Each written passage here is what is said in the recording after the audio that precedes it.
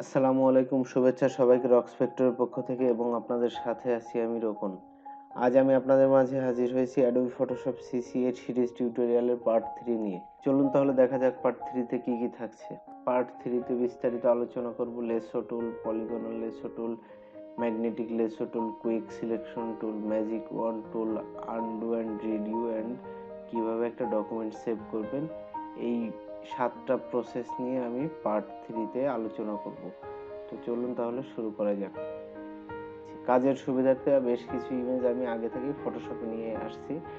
এখন আমরা তাহলে চলে যাচ্ছি সর্বপ্রথম লেসো টুলে। টুলবারের বাম পাশের দ্বিতীয় নম্বর টুলটা হচ্ছে লেসো টুল। যখনই আমরা লেসো টুলের উপরে মাউস পয়েন্টটা নিয়ে যাচ্ছি, দেখেন আমাদের এখানে একটা ডেমো ভিডিও টাইপসের দেখাচ্ছে, জিপ টাইপের। তো এখানে দেখা যাচ্ছে যে সিলেকশনের একটা সিম্বল দেখাচ্ছে। তো আমরা যখনই লেসো টুলের উপরে ক্লিক করে ড্র্যাগ করে ধরবো, তখন দেখেন 3টা অপশন দেখতে পাচ্ছি আমরা, lasso tool, polygonal lasso tool, magnetic lasso টুল। এই টুলগুলো শর্টকাট হচ্ছে এল। লেসো টুল নিয়ে আমরা ফ্রি হ্যান্ডে যে কোনো একটা ইমেজকে নিজের ইচ্ছা মতো সেভ করতে পারবো। যেমন প্রথমে একটা ক্লিক করে ড্র্যাগ করে ধরে নিতে হবে এবং আমি চাচ্ছি যে আমার এই প্লেটটা চারিদিক দিয়ে আমি সিলেক্ট করব। এটা মূলত আমার হাতের উপর ডিপেন্ড করবে যে আমার হাত কতটা সফট আছে, সেই তার উপরে ডিপেন্ড করবে। দেখেন আমি প্লেটটা সিলেকশন করছি, কিন্তু আমার সিলেকশনটা কিন্তু খুব বেশি ভালো হয় না। এখন আমি যদি চাই যে এই সিলেকশনটাকে আপনার ঠিক করব, তাহলে দেখেন এইখান থেকে বেশ কিছু অপশন আছে, উপরে অপশন বারে বেশ কিছু অপশন আছে, নিউ সিলেকশন আছে, অ্যাড টু সিলেকশন আছে, সাবস্ট্রাক্ট ফ্রম সিলেকশন আছে, ইন্টারসেক্ট উইথ সিলেকশন আছে। এই সিলেকশনগুলো আমি যদি সিলেকশনে দেখেন এই অংশগুলো বাদ চলে গেছে, আমি যদি এইগুলো অ্যাড করতে চাই তাহলে আমি এইখান থেকে জাস্ট সিলেক্ট করে ছেড়ে দিব। দেখেন আমার এই অংশগুলো অ্যাড হয়ে যাচ্ছে সিলেকশন টুলের সাথে। এই কাজটা আমি শুধুমাত্র সিলেকশন টুলে নিউ সিলেকশনে থাকা অবস্থায় শিফট প্রেস করলে দেখেন আমার এখানে একটা কার্সরের সাথে প্লাস চিহ্ন আসতেছে। এই সময় আমি চাইলে আমার ইচ্ছা মতো এখান থেকে সিলেকশন করে বাড়াইতে পারবো।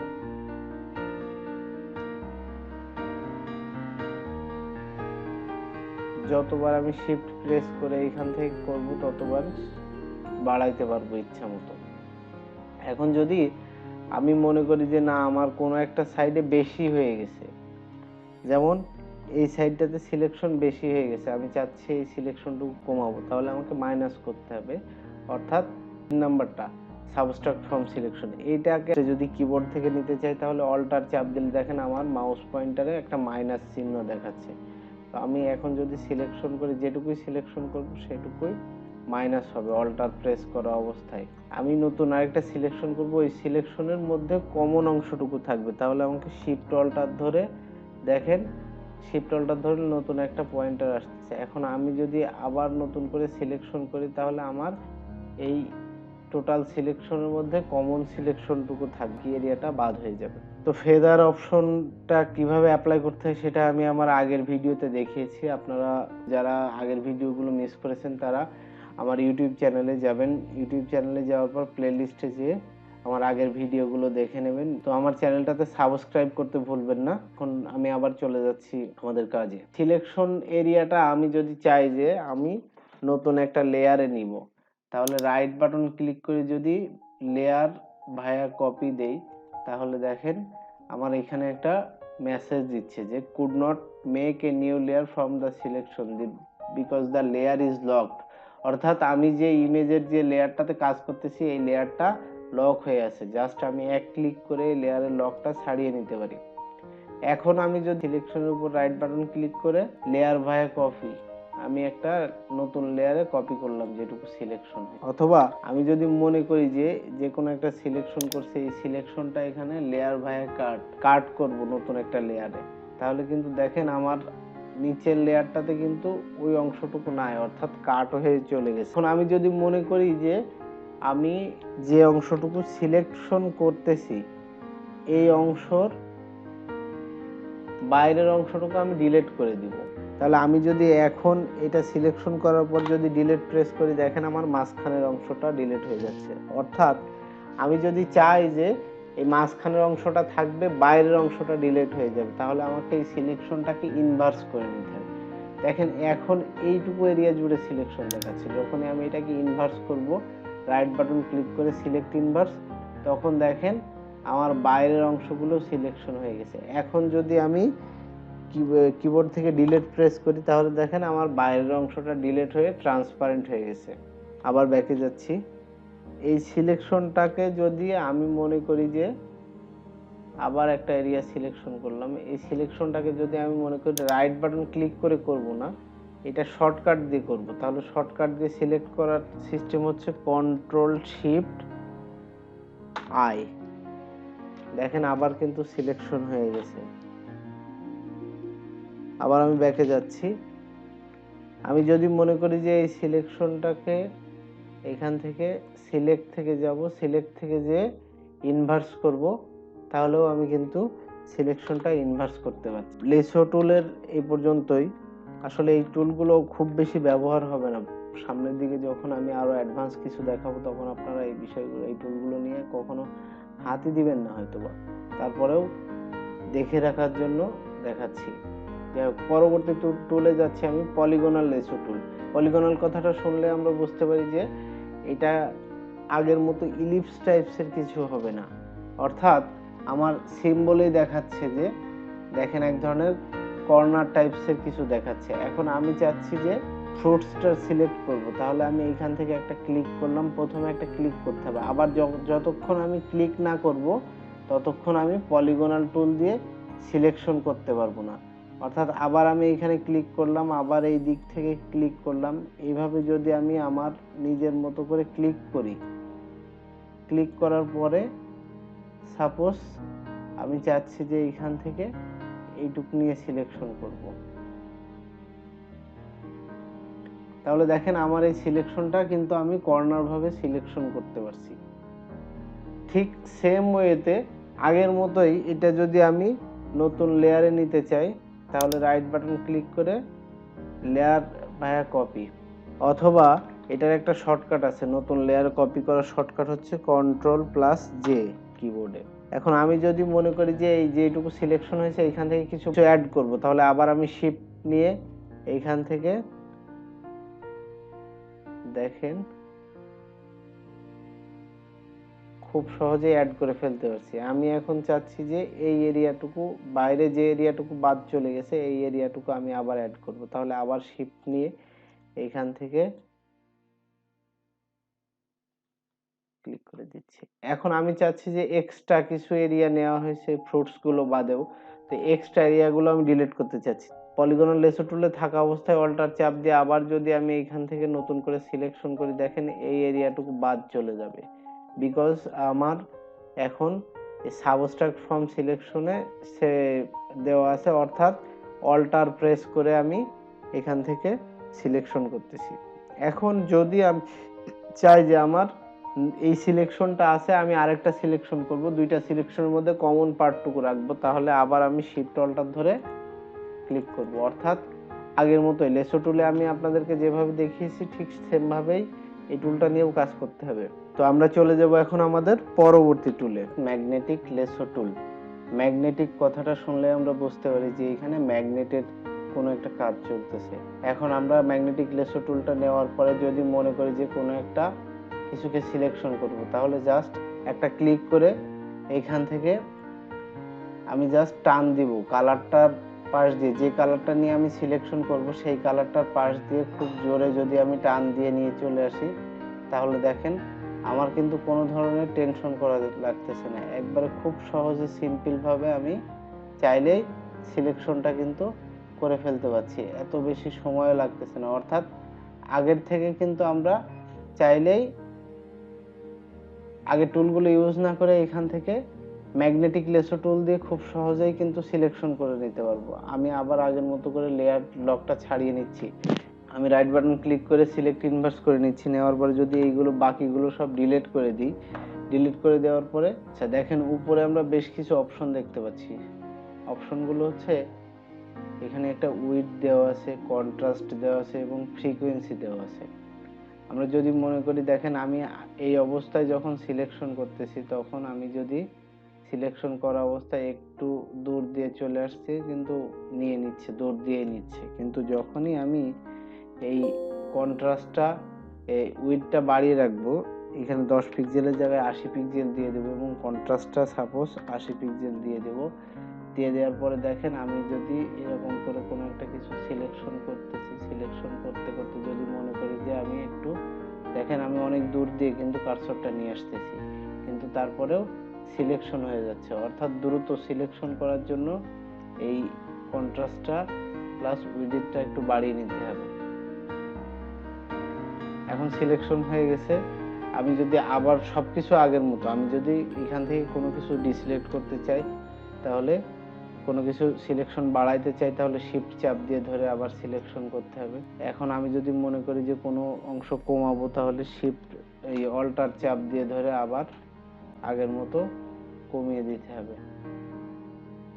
তো এই টুলটা বা লেসো টুলটার একটা সমস্যা আছে, সেটা হচ্ছে আপনি যখন কোনো একটা অংশ সিলেকশন করতেছেন, করতে করতে দেখা যাচ্ছে অন্য একদিকে চলে আসছে।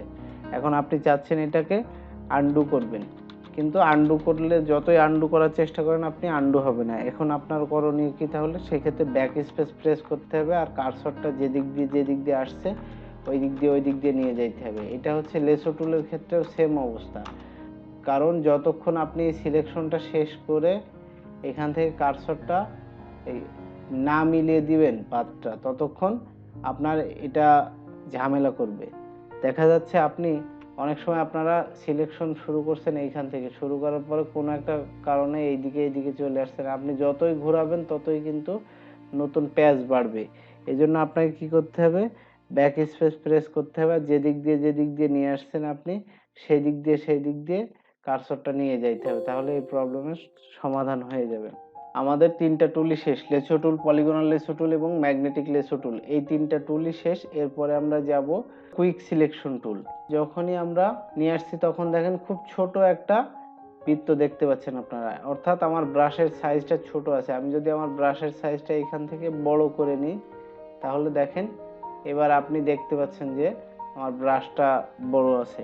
কুইক সিলেকশন টুল নিয়ে যখনই আপনি একটা ক্লিক করবেন, তখন একটা নির্দিষ্ট এরিয়া সিলেকশন করবে। এখন দেখেন আমার সিলেকশন ব্রাশটাতে প্লাস দেখাচ্ছে, যখনই প্লাস দেখাচ্ছে তখনই আমি আরো বেশি সিলেকশন করতে পারবো। খুব সহজেই কিন্তু সিলেকশনটা হয়ে গেছে। এখন যদি চাই যে আমি এই প্লাস অপশনে রাখা অবস্থায় আমি আরো একটা সিলেকশন করব বা আরো একটা সিলেকশন করতে পারতেছি। এখন আমি যদি বাদ দিতে চাই, তাহলে অল্টার চাপ দিয়ে যদি আমি সিলেকশনে ক্লিক করি, দেখেন মাইনাসের একটা অপশন চলে আসছে, সবকিছুই আগের মতো। এখন আমাদের কুইক সিলেকশন টুল দেখা হয়েছে। এইবার যাব আমরা ম্যাজিক ওয়ান টুল। এই ইমেজটাতে যদি ম্যাজিক ওয়ান টুল দিয়ে সিলেকশন করে দিই, দেখেন আমার সব অংশগুলো হলুদ ইয়েলো কালার যে অংশগুলো আছে সেগুলো কিন্তু খুব সহজেই সিলেক্ট হয়ে গেছে। আমি চাইলে ডিলিট করে দিতে পারতেছি, বা কোনো একটা জায়গায় আমি এইখান থেকে চাচ্ছি যে এই বিল্ডিংটার যত হোয়াইট এরিয়াগুলো আছে সেই এরিয়াগুলো আমি ম্যাজিক ওয়ান টুল দিয়ে সিলেকশন করে দেব।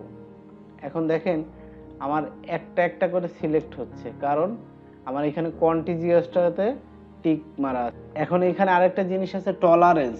টলারেন্সটা হচ্ছে আপনার সিলেকশন করবে কত দূর। টলারেন্সটা যদি আমি বাড়িয়ে দিই, সাদা কালার যত জায়গায় দেখেন সাদার বাইরের কিছু অংশ সিলেকশন হয়ে যাচ্ছে, অর্থাৎ আমি যদি টলারেন্সটা এখান থেকে 10 দিয়ে দিই, তাহলে দেখেন শুধুমাত্র সাদাগুলোই সিলেকশন হচ্ছে।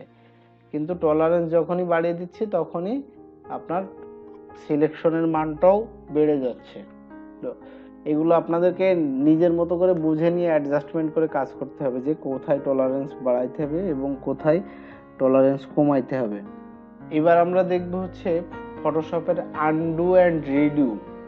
আনডু অর্থাৎ আপনি কোনো একটা কাজ করে ফেলেছেন, ওই কাজটাকে আপনি এক স্টেপ ব্যাকে যাইতে চাচ্ছেন বা তারও বেশি ব্যাকে যাইতে চাচ্ছেন। কোনো একটা এরিয়াতে আপনি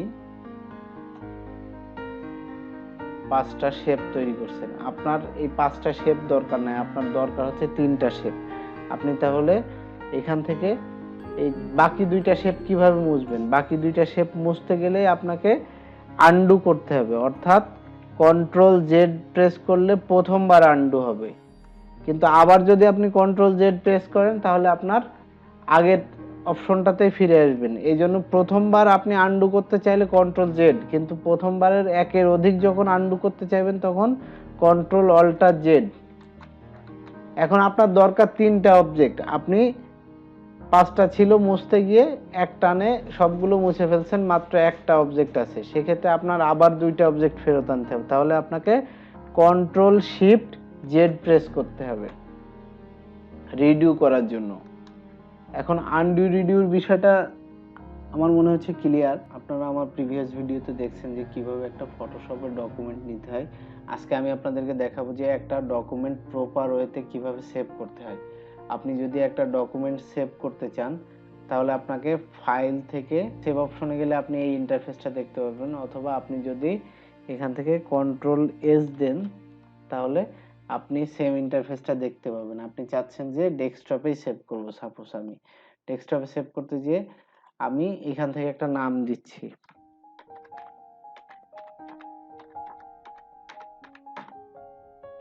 নাম দেওয়ার পরে আমি এখান থেকে কোন ফরম্যাটে সেভ করব আমার সেটা সিলেক্ট করে দিতে হবে। এখানে অনেকগুলো ফরম্যাট আছে। এখন ফটোশপের ডিফল্ট যে ফাইল টাইপ সেটা হচ্ছে ফটোশপ পিএসডি, অর্থাৎ আপনি যদি ফাইলটাকে এডিটেবল অবস্থায় সেভ করতে চান তাহলে আপনাকে ফটোশপ পিএসডি তে সেভ করতে হবে। এখান থেকে আপনি জাস্ট সেভ দিয়ে দেন। এখন আমি চাচ্ছি যে সেম ফাইলটা আমি এখান থেকে সেভ অ্যাজ করব। একবার যেহেতু সেভ হয়ে গেছে ফাইলটা, আমাকে এখন সেভ অ্যাজ করতে হবে নতুন করে। সেভ অ্যাজ করতে গেলে এখন আমি যদি চাই যে ফটোশপ পিএসডি মোডে না, আমি এখান থেকে জেপিজি মোডে সেভ করব। জেপিজি মোডে সেভ করব। আর জেপিজি ফাইল টাইপ সম্পর্কে আমরা সবাই কম বেশি জানি। জেপিজি ফাইলে যদি আমি সেভ করতে চাই তাহলে সেম জিনিসটা আমি এখান থেকে আমার ফাইলের সাইজটা কোয়ালিটি কত থাকবে এখান থেকে দেখিয়ে দিতে হবে। আমি 10 দিব না 12 দিব, তো সব সময় আমরা চেষ্টা করব যে 12 দেওয়ার জন্য। আর এখান থেকে ফাইলের সাইজটা কত কিলোবাইট হবে সেটা দেখাচ্ছে যে 85.8। আর ফাইল টাইপটা এখান থেকে লো রেজুলেশনের ফাইল করবেন কিনা, আপনি এখান থেকে মিডিয়াম রেজুলেশন করবেন কিনা, হাই রেজুলেশন করবেন কিনা, অথবা ম্যাক্সিমাম আপনি করবেন কিনা, বা তারও বেশি যে 12 আছে সেটা সর্বোচ্চ বাড়িয়ে দেবেন কিনা। সব সময় আপনারা ফাইল টাইপটা হাই রেজুলেশনে সেভ করার চেষ্টা করবেন। এখন যদি আপনি ওকে দিয়ে দেন তাহলে দেখেন আপনার জেপিজি মোডে সেভ হয়ে গেছে। আমি এখন এই ফটোশপের ডকুমেন্টটা কেটে দিচ্ছি। তো আমি যদি ওই ফাইলটা আবার ওপেন করতে চাই তাহলে এখান থেকে আমাকে ফাইল থেকে ওপেন করতে হবে, অথবা ফাইল থেকে ওপেন অথবা কন্ট্রোল ও দিতে হবে। আমি যদি ফাইল থেকে ওপেন করি, ওপেন করার পরে দেখেন আমার যে অপশনটাতে আমি সিলেক্ট করে দিব, ডেস্কটপ অপশন সিলেক্ট করে দিয়েছি, দেখাচ্ছে। এখন আমি এখানে বেশ কিছু অপশন দেখাচ্ছে, আমার ফটোশপ ফাইল দেখাচ্ছে বেশ কিছু। এখন আমি রক্স ভেক্টর নামে 2টা ফাইল সেভ করছিলাম, 2টা যদি আমি ওপেন করি দেখেন 2টাই সিলেকশন করে ওপেন দিয়ে দিলাম। 2টা কিন্তু আমার আলাদা আলাদা ডকুমেন্টে ওপেন হচ্ছে। একটা আছে জেপিজি ভার্সনে যেটা সেভ করছি আমি, এটা কিন্তু আমি চাইলেও আর এডিট করতে পারবো না। কিন্তু আমি যদি মনে করি যে পিএসডি ফরম্যাটটাকে এখান থেকে আমার ফন্ট সাইজ একটু কমাইতে হবে, সাপোজ 144 পিটি ফন্ট সাইজ আছে, আমি 100 পিটি দেব। বা আমি যদি মনে করি এখান থেকে ফন্টটা পাল্টাবো, যে কোনো একটা ফন্ট দিব, আমি কিন্তু চাইলেই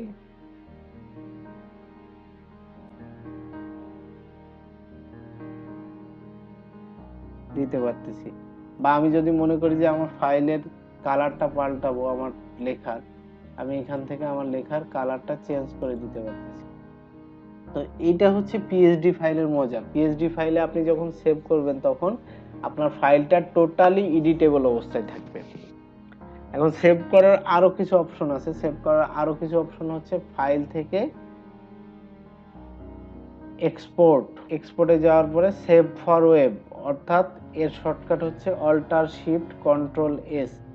আপনি এখান থেকে সেভ ফর ওয়েবে যে চাইলে আপনার অপশনটা দেখাই দিতে পারে। এখান থেকে আপনি কোন মোডে সেভ করবেন, জিপ মোডে সেভ করবেন না জেপিজি মোডে সেভ করবেন না আপনি পিএনজি 24 মোডে সেভ করবেন, সেটা দেখিয়ে দিবেন। এখান থেকে আপনার জুম কত পার্সেন্ট জুম করে আপনি দেখতে চাচ্ছেন সেটাও দিয়ে দিতে পারবেন। এখান থেকে আপনি প্রিভিউটা দেখে নিতে পারবেন, অথবা আপনি চাচ্ছেন যে আপনার ফাইল সাইজ আছে এক সাইজের 1080x720 পিক্সেল, আপনি এখান থেকে ফাইল সাইজটা আপনার মতো করে নিতে পারবেন, 500x333 পিক্সেল বা যে কোনো একটা দিয়ে আপনি যদি এখান থেকে ডান দেন তাহলে দেখেন আপনার ডকুমেন্টটা সেভ হয়ে গেছে। কিন্তু ওই ডকুমেন্টটা যদি আপনি যে সাইজে ছিল ওই সাইজেই সেভ করতেন, তাহলে 1080x720 রেজুলেশনে যদি আপনি সেভ করতেন,